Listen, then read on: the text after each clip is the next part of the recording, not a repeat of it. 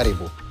Naam, tuanze na taarifa. Taanzia kwamba mpiga picha wa video wa shirika la Standard Group PLC Rashid Idi aliyefariki dunia Alhamisi tarehe 25 Disemba anatarajiwa kusafirishwa kwenda Malaba kabla mazishi yake yaliyopangwa kufanyika Jumamosi.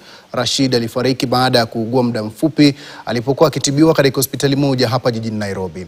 Alikuwa mfanyakazi aliyeheshimika katika idara ya uhariri ya Standard Group ambapo alihudumu kwa kujituma, weledi na hata ubunifu.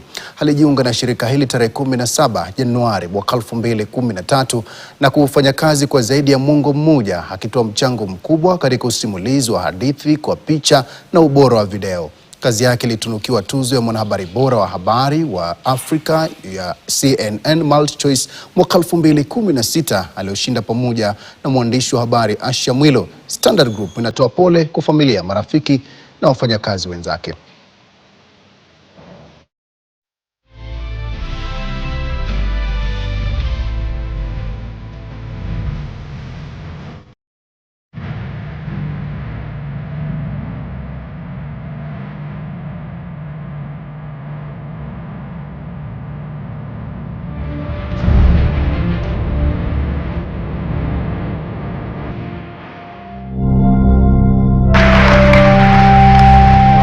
Just want to say that I'm really honored to have this award and I'm so grateful.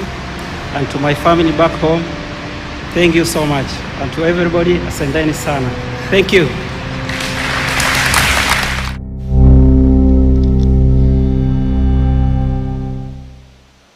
Naam, tukisalia na taarifa hiyo ya tanzia ni kwamba wafanyakazi wenza, marafiki na wanafamilia wa mwandishi huyo wa habari Rashid Idi walikusanyika katika msikiti wa Jamia Salama katika eneo la Kibra hapa Nairobi, ambako dua kwa marehemu zilifanyika.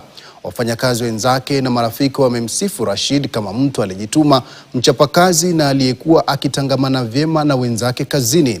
Hadi kufariki kwake dunia, Rashid aliwapa nyinyi watazamaji wetu fursa ya kushuhudia matukio mbalimbali nchini akiwa mstari wa mbele kupitia lensi za kamera yake kwa kipindi cha takriban miaka 13 kama mpiga picha mahiri wa kituo cha KTN.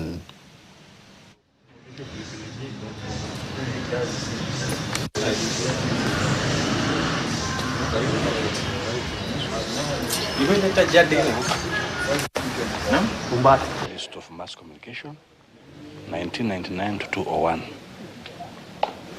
Tulipomaliza masomo kila mtu akaanza shughuli zake, ya akajiunga na Citizen TV, mimi nikaingia KTN.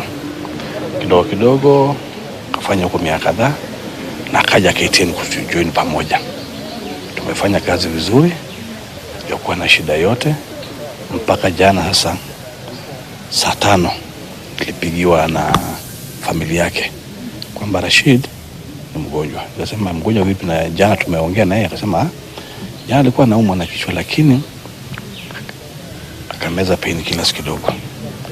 Kufika jioni akalemewa, wakamkimbiza Ngong, kuna hospitali inaitwa King David, kimbiza pale hospitali. Lakini kufika 9 hapo 10 11 akapata nafuu kidogo. Sasa familia wakasema acha basi tulie, alafu asubuhi tuone vile itakuwa. Hasa kulingana na wao walisema kufika saa 9 asubuhi akalemewa, hiyo tarehe 24. So familia wakatafutwa mara moja, wakaitwa. Kufika pale akawekwa ICU. So kwa hivyo sasa mimi nilipoenda huko mchana nikafika pale, waangalia yuko ICU. So mimi nikauliza daktari tufanyaje, because tungependa kumtoa hapa tumpeleke either Aga Khan na